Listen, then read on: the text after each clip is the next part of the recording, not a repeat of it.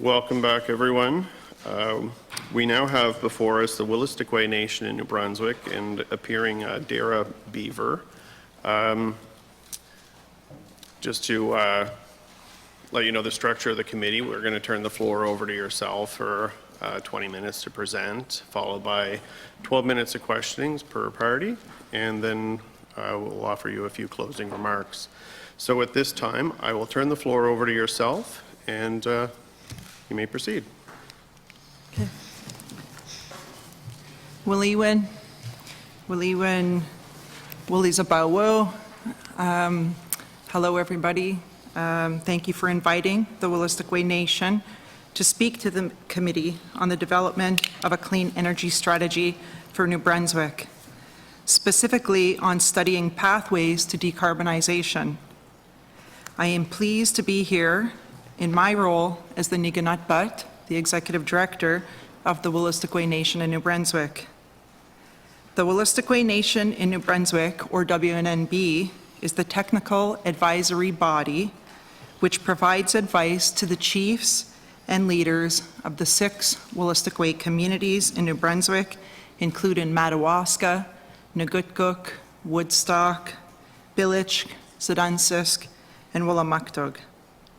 Our organization is governed by a board of directors made up of the 6 Wolastoqey chiefs and staffed by knowledgeable experts, including my colleagues here with me today, Jillian Paul to my right, who is our WNNB legal advisor and in-house governance advisor, and Ryan Dunbar, who's an engineer from Bilich and is our energy advisor. In the back, I also have to the left Dr. Jason Hall, our ethnohistorian, and Dr. Colin Curry, our fisheries biologist, as well as Ian Peach, our consultation manager, and a lot of other support in the room, both administratively and technically in the various resource areas. In 2018, WNNB submitted to the Standing Committee on Environment and Sustainable Development on Bill C-69. In that submission, we noted, consider all uses of lands and resources, not just for traditional purposes. Strictly considering the current use of land and resources for traditional purposes will have the effect of freezing rights in time, which would exclude the evolution of rights that occurs over time in response to new circumstances and changes in the environment. We want to be clear that we recognize the importance of developing clean energy solutions with 2 critical caveats. 1, the development of clean energy solutions in the province must be done in respect for the holistic environment. And 2, it must be done with respect of our constitutionally protected rights. For thousands of years, our communities have lived by a holistic worldview, fully integrating the health of plants, animals, water, soil, and air of our homeland with the health of our people and communities. A way in my language to describe this is Nadil-Nabamig, all my relations. A word that demonstrates that we are related to everyone and everything around us. Through this principle, I am related to all of you, and the river that flows a block away, and the creatures in and around it, and all elements in our environment. In service to Nadil-Nabamig, we uphold sophisticated knowledge, technology, economic, social structures, and governance practices that are based upon mutual respect. In this regard, our ancestors have taught us to be the original stewards of the environment of the Wolastoqey.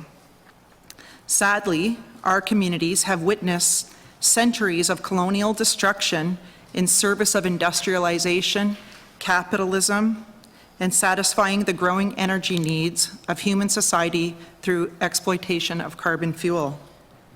Humanity's predominant reliance of burning fossil fuels for energy has been and continues to be disastrous on the health of Nadil-Nabamig.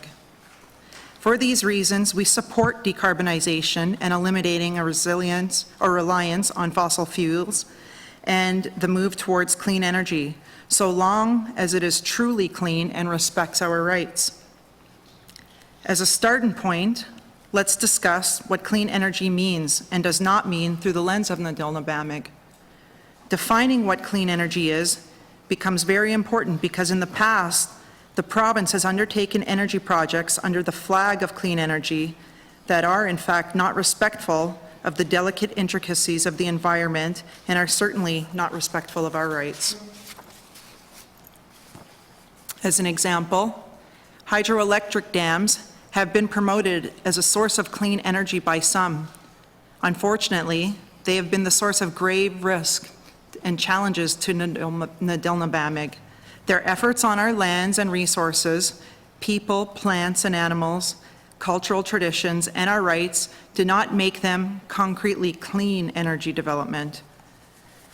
Since the 1760s, colonizers have harnessed the energy of our rivers with hundreds of small dams and eventually several big ones. These dams have flooded our communities and eroded parts of others, submerged sacred prayer sites and burial grounds, flooded some of our best and most accessible fiddlehead and sweetgrass areas, created barriers for our navigation, blocked fish passage, and destroyed habitat, contributing to the declines of species like Atlantic salmon and striped bass. They've killed migrating fish passing through the turbines and spillways, helped spread non-native species such as smallmouth bass, muskellunge that compete with native species such as Atlantic salmon and brook trout. These dams have altered the natural flow and conditions of the rivers with devastating consequences on fish life cycles. And they've created warmer surface water conditions where nutrient overload causes algae blooms that are toxic to human and animal life. While they are often named as a source of clean energy, dams in this province have destroyed elements of the river system. Generating hydroelectric power in the way it has been done in this province is not a source of clean energy. There are ways to achieve hydroelectric power generation in a balanced and respectful way with thought, care, and investment of time and relationships, like through proper and meaningful collaboration with our First Nations communities.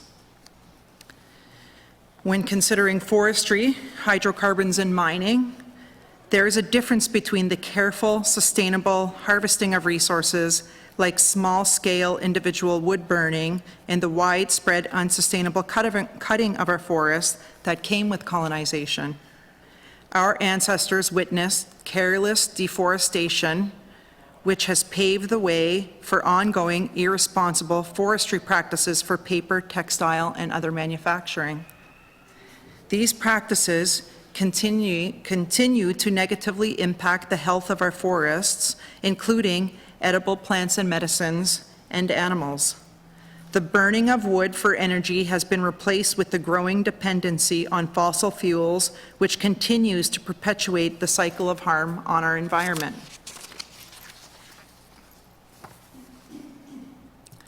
The province has also been advocating for ongoing and planned extraction of coal, shale gas, magnesium, tungsten, molybdenum, and other earthen materials in the name of clean energy and participating in the energy economy.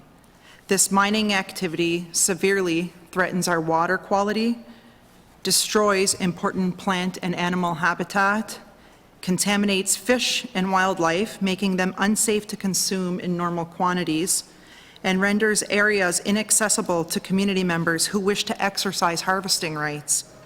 It changes the climate, which makes the populations of plants, wildlife, and fish that we rely on less abundant and less predictable. As our Premier's comments this past May in Europe revealed, this government appears to be determined to aggressively get on with its shale gas development ambitions, despite Indigenous concerns about the industry's adverse impacts. As we have known, and as has been recognized by governments and international organizations for decades now, the burning of fossil fuels is unhealthy. Our air quality suffers, and each year our rivers and oceans are polluted with liquid gases and oils from industrial and private sources, which harm fish, birds, and other animals, and can render stretches of water in plant communities too toxic for community members to safely or confidently use. Now, plastics, a product made from fossil fuels, are also contaminating many of the terrestrial and marine species we consume. Good policy and outcomes are built on good processes and meaningful engagement. If I can make one concrete recommendation to this committee today, it is that the First Nations of this province, and specifically the Wolastoqey, must be involved in all project planning processes from the earliest stages with relevant government departments. Positive Indigenous relationships cannot function through a funnel of one government department. The Wolastoqey submit to this committee that the government in New Brunswick consistently, reliably, and in good faith fulfill the Crown's duty to consult and accommodate Indigenous peoples' rights and interests under the principle of free, prior, and informed consent, contained in the United Nations Declaration on the Rights of Indigenous Peoples, and that consistent, reliable, and in good faith joint decision-making with First Nations government is foundational to building a clean energy strategy and economy for this province. The Wolastoqey can and want to help achieve a clean energy strategy when we become genuine full partners in developing and evolving together. Even projects perceived to have small footprints add up. Mines to extract the minerals needed for clean energy production and storage, dam head ponds and blocked waterways, land sprayed for toxic chemicals to allow the development of electrical transmission lines, large-scale wind and solar energy projects, which could prevent our communities from exercising and harvesting rights. This accumulated impact for our culture and way of life is a slow death by 1,000 cuts. An essential step is to modernize New Brunswick's environmental legislation and regulations. The current regulations are outdated. They do not provide a rigorous or independent enough review to encourage the development of projects that are clean. They also do not provide an adequate review of the impacts of projects on Indigenous peoples, our lands, our resources, and our rights. There are many examples across Canada and around the world of functional, respectful co-management processes. New Brunswick can and should learn from those. The Wolastoqey also see economic opportunities that a clean energy strategy can open up, especially for Indigenous peoples. With our Indigenous knowledge about the environment and innovative ideas, we are uniquely placed to offer creative thinking specific to this land and these waters, which could really advance a clean energy strategy. The Wolastoqey, however, have been denied the right to participate for far too long. When our communities remain marginalized, we all lose, including the province and the government. We need to be recognized by the government as a source of knowledge and ideas, given the opportunity to contribute to building and implementing a provincial clean energy strategy and be beneficiaries of government support to encourage creative ideas and creative action to convert society to a clean energy society. We can be part of the solution, and we can help government build an energy strategy that is both clean and respects Aboriginal and treaty rights. In conclusion, I want to reiterate 3 key points. We recognize the importance of developing clean energy solutions so long as it is done with respect for the holistic environment. Number 2, we recognize the development of clean energy solutions so long as it is done with respect for our constitutionally protected rights. And 3, on all matters that involve the lands, waters, and resources of this province, including the development of a clean energy strategy, we want to be equal partners in decision-making with government. We are here, and we seek to be respected and meaningfully engaged. Waliwin, Jolistaman, Sidawen, thank you for listening. And Natepso, that's it. Thank you for your presentation, Ms. Beaver. We'll now move into the question period of our session here, and we'll begin with the official opposition. Who would like to begin? Mr. Arsenault, the floor is yours. Thank you, Chair, and I thank the Wolastoqey delegation that are here today, and found it quite an interesting presentation, and we wish we had more time to really get into it, but I have a few questions for you, and one of them is the duty to consult, and you mentioned that a few times in your presentation, and to be co-managers, and from the beginning, meaningful consultation. And I'm just wondering, what does that look like presently? What's it look like? You're involved. I know the Wolastoqey First Nations are involved with with a lot of negotiations. In fact, whenever we ask questions to the government, they seem to indicate, oh, we're negotiating here, we're negotiating there, everything is up. But when we come to sort of speak to with the chiefs, there seems to be a difference of opinion. And I'm just wondering if you could maybe give us a better impression of what the lay of the land is with regards to the negotiation process with the government. Okay, thank you for that question. Our recent experience with the province of New Brunswick has been characterized by challenges with the Department of Aboriginal Affairs. Most progressive governments have sought to decentralize relationships with Indigenous communities and governments to ensure that the spirit of reconciliation and respect is imbued across all departments. Our experience is that New Brunswick has adopted the opposite approach, and it's a problematic approach in centralizing our relationships with the government to one department. In terms of where we're at with negotiations with the province of New Brunswick, I'm going to call on Gillian Paul, who was the former executive director and our legal advisor, to speak to the turn in the relationship with the provincial government. Currently, we are not undertaking any negotiations with the provincial government, and a lot of our negotiation tables did stop around the time that our communities filed a title claim.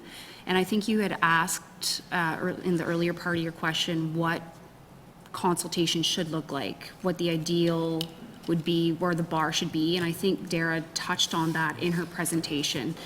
For us, consultation needs to happen as early in the process as possible. Oftentimes we find that when we're consulted, it's really at the end of the project when it seems like the decision on the project has already been made, and consultation is merely a blowing off steam process for First Nations, and another hurdle or a checkbox in the process in order to get project approval.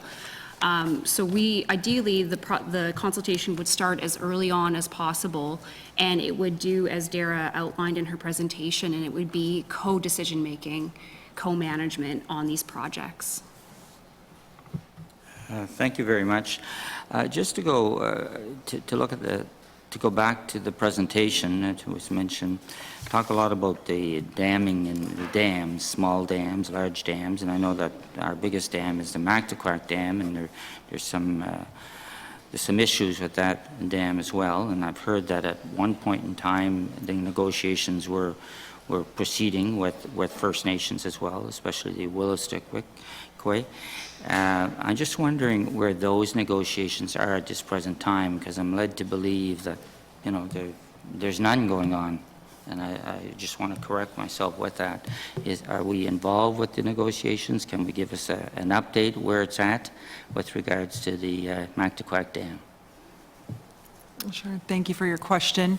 The Mactaquac Life Achievement Project is one that is an example of what my colleague had spoke to about negotiation tables shutting down. We could have been a lot further ahead in the process of implementing recommendations from engagement in that.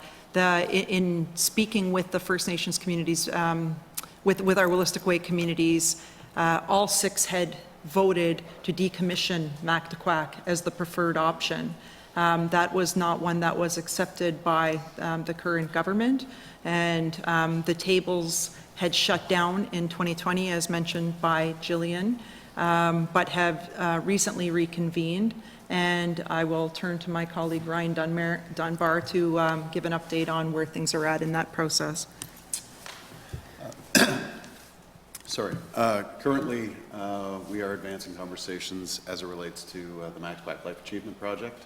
The projects and options that are being negotiated are those that were developed in collaboration and in the spirit of demonstrating a truly collaborative partnership with respect to the proposed projects. Those were actually outlined in some previous media events, which included the proposed development of a major energy development project, which seeks to provide economic opportunities for each of the respective communities. And it was developed with that idea in mind, that the project not be, you know, a straight accommodation in the form of, you know, revenue. This is truly the development of a project that would be constructed in support or utilizing Wolastoqey resources, and was developed in consideration of competitive pricing. Okay, thank you. Just on another subject, you mentioned the evolution of rights and the recognition of evolution of rights. Could you comment on that, on the evolution of the rights, and what that, give us some examples of that evolution? I mean, thank you for the question. I mean, the most obvious would be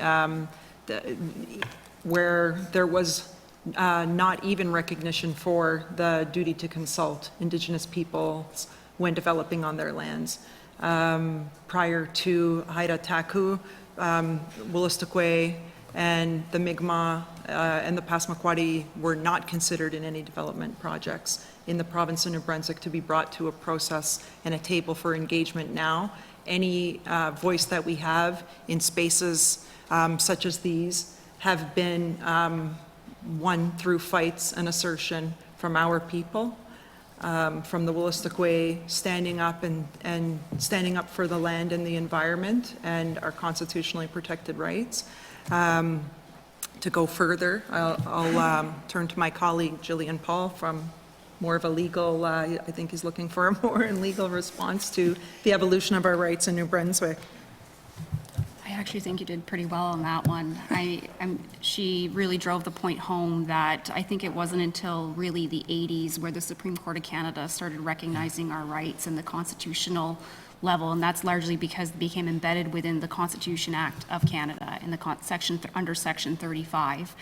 And as Dara said, a lot of our, even with the recognition of our rights within the Constitution, there's always the question of what that looks like. How are they implemented? How are they recognized? And a lot of that, how they should be recognized and implemented in the court's declaration on those rights have come from hard-fought battles of our people and other Indigenous peoples across Canada, and largely through, unfortunately, very costly court cases.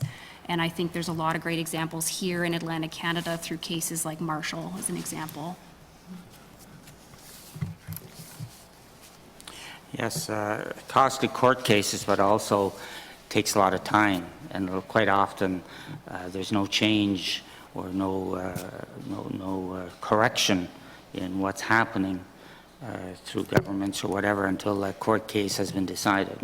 And that's sometimes a strategy that governments will use, is to take it to court, make it cost you a lot of money, but it also takes a lot of time, and then it's kind of hard to reverse some of the harms that have been done by those.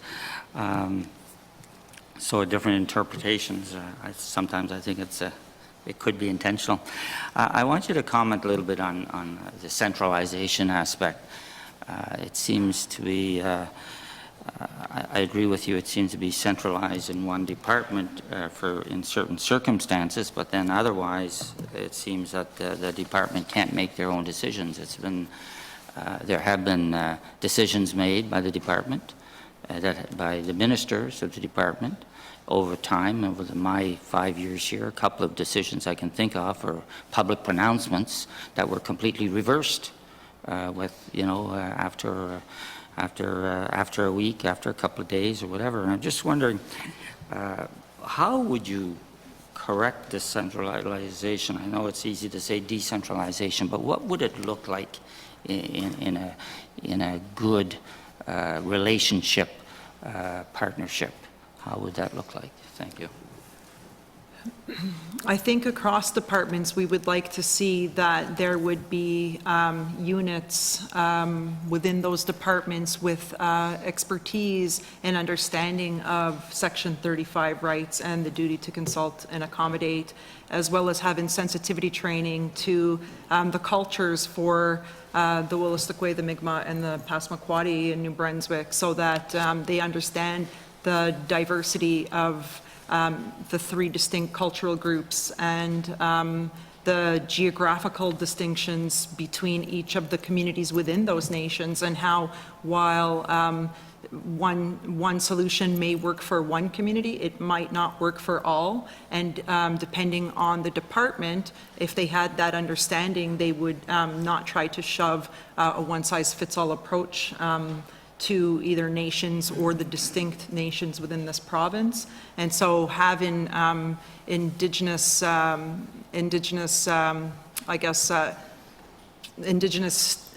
Indigenous staff within the departments, but also a broader understanding within each department. So there is actual nation-to-nation dialogue over the sectoral areas that we are brought in to be engaged about. And so what we're finding is a shift in the relationship. WNNB has been in existence since 2017 in a coordinated manner for the Wolastoqey chiefs to bring information back to their communities. And we're seeing a shift in terms of the progress at each of the tables, the sectoral tables where we were previously engaging.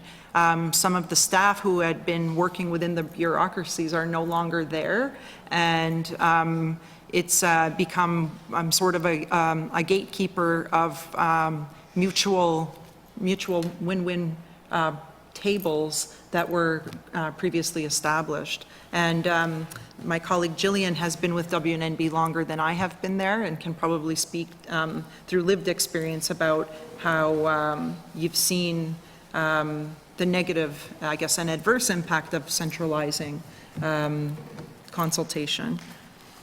Again, I think you really touched on a lot of the main points, but just in my experience in the last 5 years with the Wolastoqey Nation in New Brunswick, the relationship used to be is we used to have some great working relationships with individual departments, and now with the move to centralization where everything goes through Aboriginal affairs, we have seen it become harder to have relationships with individual departments, and quite frankly, it just seems to slow down the process a lot more now that everything has to go through Aboriginal affairs. Thank you very much. I think my time is up. Is it? I was watching, but thanks for your questions, Mr. Arsenault. We'll now move over to the government side, and who would like to lead on some questions?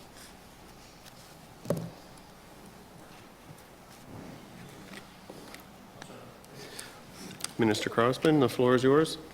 Thank you very much for your presentation this morning. And it's interesting you should say that government departments aren't working together, because I sincerely thought we were. I know with environment and climate change, they do reach out. Aboriginal Affairs, the Minister's office too. I do believe, I stand to be corrected, that there's meetings every Friday with the chiefs, isn't there, with the Premier and the Minister? Not with the Wolastoqey chiefs. Pardon me? No, not with the Wolastoqey chiefs, meetings with the Okay, minister. I don't know who's involved in the meetings, but I understand there's meetings on a regular basis, and maybe if that's the case, maybe get on the agenda or on the weekly calls. My understanding that there's regular meetings that take place for information sharing, and certainly keep us up to speed. I do appreciate the looking for the expertise that we all need for each and every department, and in case your case as well, where you mentioned the expertise which we draw upon from each department as well, and maybe each department doesn't have the expertise in each individual area, and certainly sensitivity training to understand better what's going on and what your concerns are. One question I do have, you mentioned Mactaquac Dam no longer being there. What alternatives would you suggest or thoughts on what would replace that for energy? Okay. Thank you for that question. I'm going to defer to my colleague Ryan Dunbar to respond to that question. Thank you, Minister. The question of replacement of 660 megawatts of electricity is a complicated one, and one that probably is representative of several different projects. And, you know, it's worth noting that the nation is represented by 6 separate communities. Each one of those communities has and currently are pursuing various clean energy projects through the most recent request for expression of interest from MB Power, as well as some actual projects that are happening on the ground right now with Nagukuk. They have over 50 megawatts of wind energy currently in place. All this to say, the answer to the question is complex and probably represents a number of different projects. The thing that makes it further complicated is it's an economic question. An economic question that is driven by lowest price.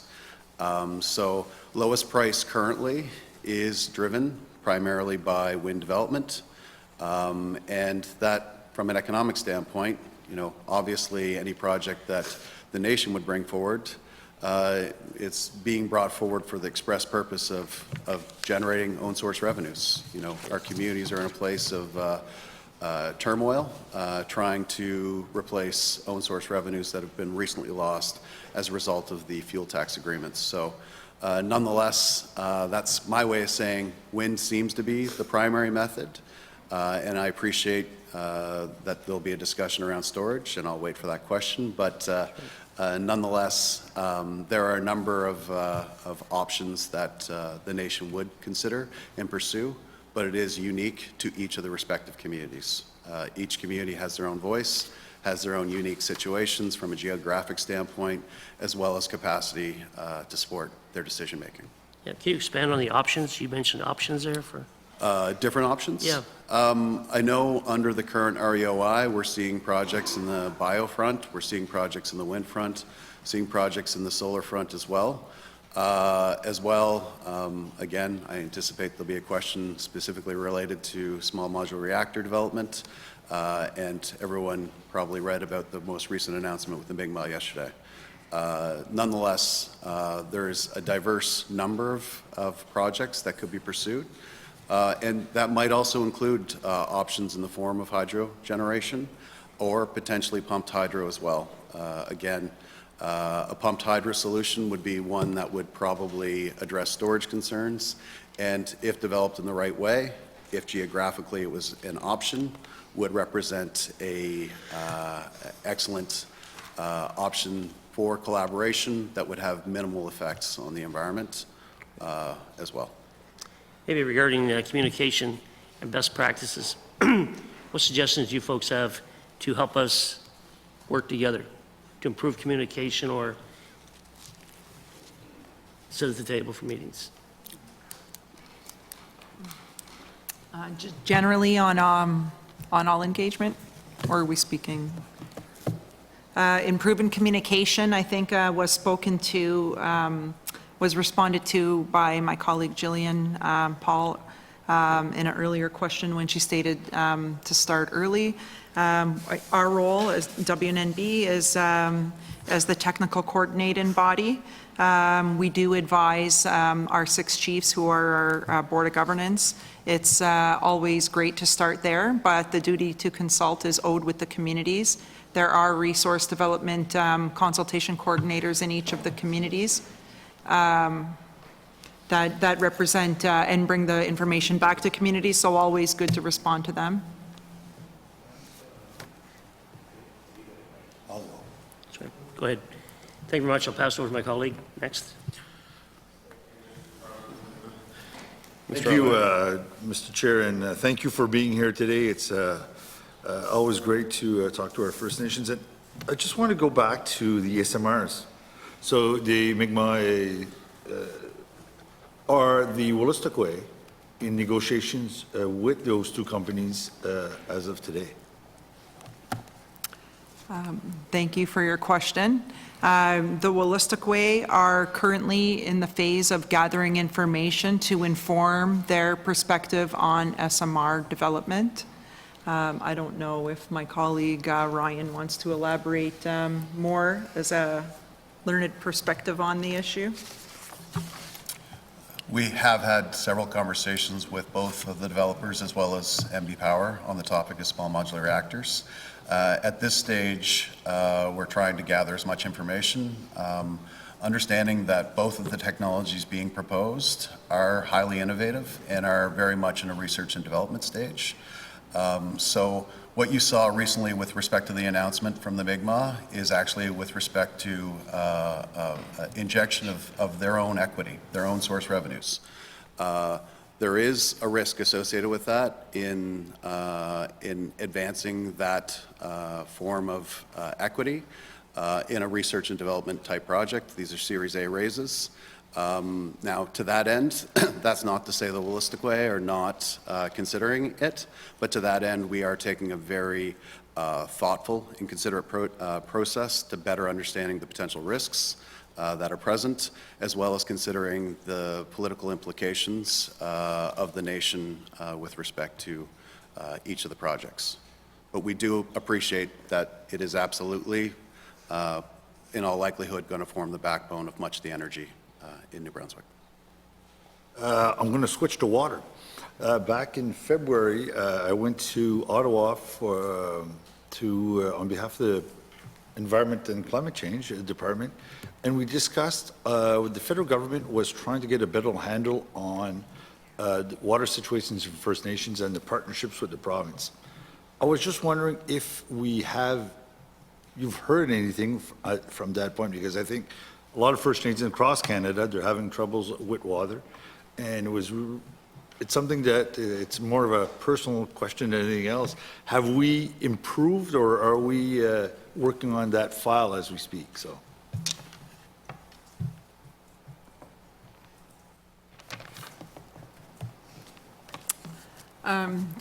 Thank you for your question. I think, to my knowledge, the water systems are the jurisdiction of the federal government, and each community is likely in a different, each of our 6 Wolastoqey communities is likely in a different situation in terms of what they have to provide and store clean water. I don't know if either of my colleagues here know intimately enough the situation of the infrastructure in First Nations communities, nor do we know the role the province has in supporting communities in that regard.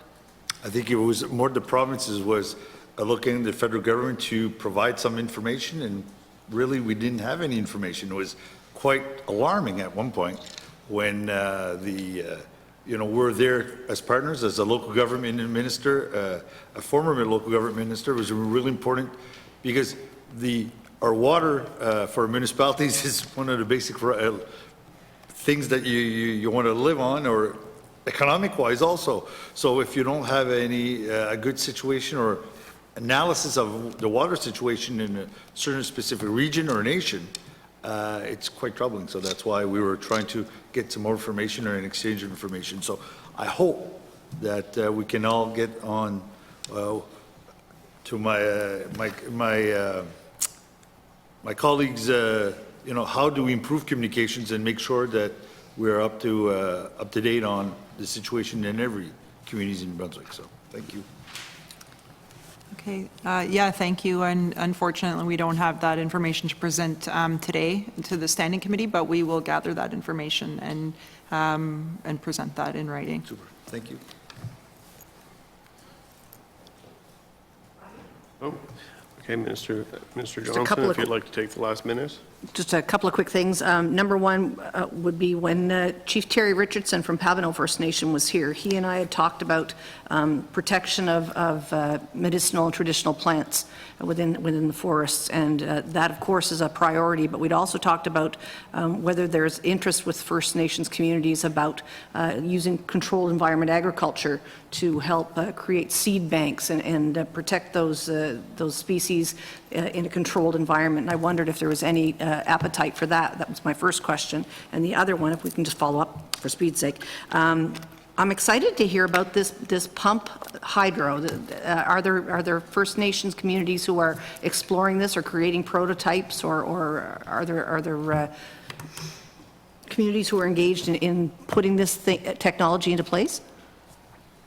With 20 seconds left, can I go over? There's You two go over. questions here. We can go over. Okay, I think you referenced the pump house. Do you want to elaborate on that part? Yeah, pumped hydro is being pursued in other areas, particularly among First Nations. Not currently, to my knowledge, in New Brunswick. Again, we have a very rate-sensitive space, and that type of innovation is largely held for other forms of technologies, such as nuclear. So that's not to say it's not something that should be potentially considered, and it might actually form potential options for other things such as derelict mines, things of that sort, where you have large spaces that are inundated with water. So it largely comes down to a topography question, among other things, but absolutely is something that is worth further consideration and discussions. Cool, thank you.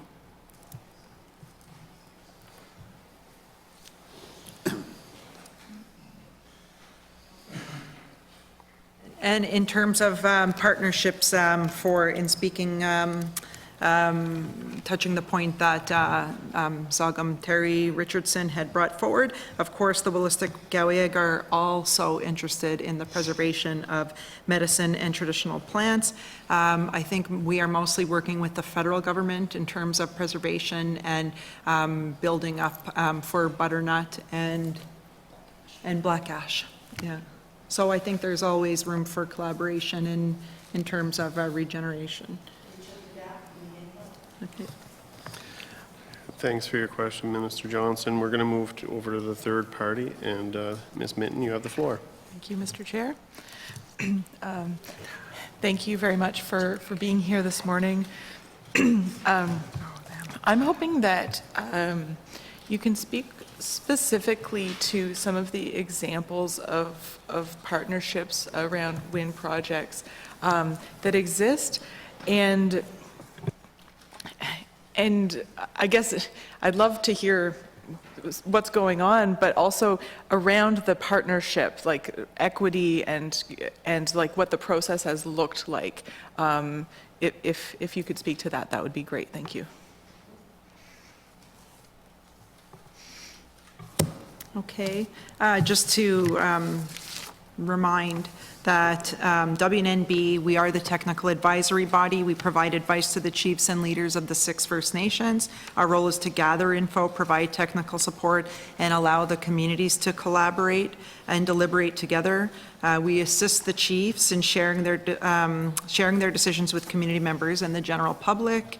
Our role is not to make decisions on behalf of communities, and we do not seek consensus or try to push a one-size-fits-all approach to the communities. They have autonomy over their own decisions and processes, and they do what's best for themselves and their members. The economic needs for each community differ, and so some of the 6 Wolastoqey communities are at different phases and stages of developing clean energy solutions that would be of economic benefit for their community. I will ask Ryan to speak to some of what the partnerships look like for those that are working in clean energy solutions. So currently, to my knowledge, there are 4 existing projects that are wind developments currently. The most notable one that probably everyone's heard of or had the most fanfare in the last year is that of the Birchill project for St. John Energy. That project has Nigukuk as a partner, along with their partner, which is Natural Forces, and then St. John Energy makes up the remainder of that particular grouping. What becomes really interesting in this space, and it's one of the reasons why we think the nation represents a real opportunity both for the ratepayers in New Brunswick as well as utilities such as St. John Energy and MB Power, is with the introduction of Indigenous equity, typically higher than 50%, what happens is an introduction of federal funding. Those federal funding dollars are what makes ultimately a project more economically viable, because the reality is the cost of wind right now in a post-pandemic supply chain world has gone up dramatically. This has resulted in many projects that were previously economically feasible no longer being economically feasible. So, and most recently under the REOI that was submitted or put out by MB Power, it did not say you had to work with Indigenous communities, but it did suggest that you should target SHREP specific funding, which is federal dollars, and one of the easiest avenues to making SHREP much more possible is by creating Indigenous equity partnerships. Worth noting that at this space, at this point in time, there are a few communities that have sufficient capacity to develop a project on their own. And to that end, that's the reason why these partnerships with wind developers have been so instrumental. At some stage in time, it would be our hope that the nations of New Brunswick would have that capacity to do these things themselves. It may even represent a utility that could be an option in the future, which also might provide opportunities as well for those crown utilities such as MB Power to collaborate and partner. Thank you very much. I'd like to ask if you could speak a bit more to pumped hydro and to storage solutions. I think this is a really important topic that gets glossed over and kind of sometimes minimized, but I'd like you to talk about what these options look like and explain them, because I think some people might not even know what pumped hydro is, for example. Thank you for pointing that out, because I think I said pump house instead of pump hydro. So you're right. And then I will again turn to Ryan to speak to the pumped hydro option. The principle is not that indifferent from a hydroelectric facility. Essentially, you have elevation. In that elevation, you store water. That water flows down a conduit of some form, could even be a pipe, and spins a turbine. Pretty much the exact same concept as all of the hydroelectric facilities that have operated in our province for well over 100 years. The principle being that the costs that typically are associated with these is major civil works. You have to have a big hole. That's why I mentioned that of derelict mines. But if those mines happen to be located on flat land, you don't get your elevation, and therefore you don't get the ability to spin a turbine. So the specifics that are related to it are commonly those that have been seen in, mountainous areas, places like that, because you have those options around elevations. But nonetheless, it is absolutely something that I wouldn't be surprised if someone in DIRD has probably reviewed at some stage. Minister Holland might be able to speak to that better than I, but nonetheless, there is a real option there. And because it is more of a anthropogenic type of scenario, it rarely has the same effect as a run-of-the-river type of hydroelectric generating station, where you have major effects on the natural environment, including the ecosystems and wildlife, as well as aquatic environment as well. Okay, thank you. Would you say these are, this is one of the main types of storage that's being considered? Are there some other options? I'm wondering if you can speak to sort of what the projects look like and what the storage might look like. The other types of storage that are currently being looked at, largely across Canada, are conventionally batteries, for the most part.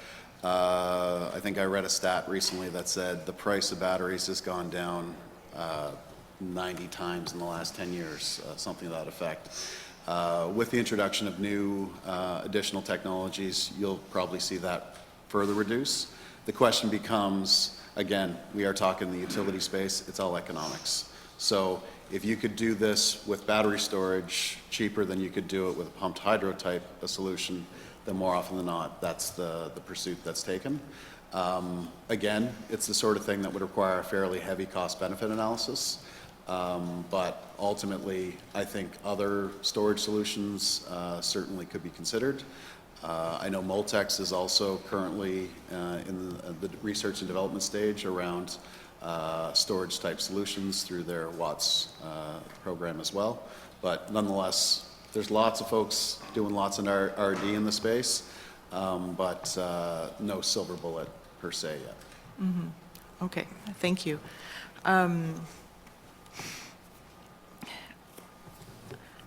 I'm wondering, I think I have time for another question.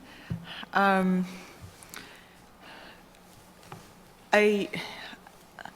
like to, and maybe we've heard all you have to say on this, but I'd like to hear a bit more around the co-management ideas. I think this is the concept that maybe kind of like pumped hydro, it is not as familiar to some people because of the way a lot of the systems have been built. Could you speak to what that might look like, and maybe there are examples where you could just describe examples of what exists, but I would appreciate it if you could go into that in a little more depth, because I think that that's a gap that needs to be addressed. Thank you.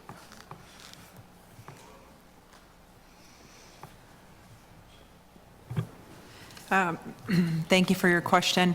Co-management and co-decision-making over resource development and clean energy may not be a nation-based approach. It may be community-based, depending on whether as mentioned, the drive from one particular Wolastoqey community who may be geographically positioned to move forward on developing a clean energy solution would be reflective of what the community would want and how their governance model would want to step forward as a full meaningful partner in that I guess in that way.